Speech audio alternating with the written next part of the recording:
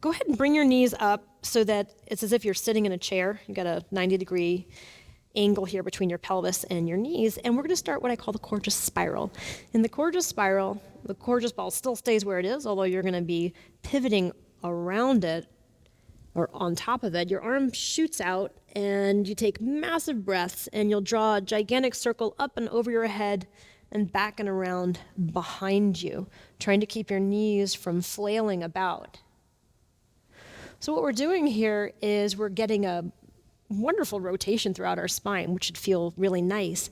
But if we go inside, since we're trying to embody our breath right now, if we go inside, your diaphragm is this strange hemisphere. It's this half circle muscle, and it should be able to move down and up every time you breathe. And different positions that you enter into and out of in HIIT or in your exercise life really can challenge the diaphragm to, sometimes we get short of breath in certain positions, but your diaphragm should be able to accommodate pretty much every position that you're in.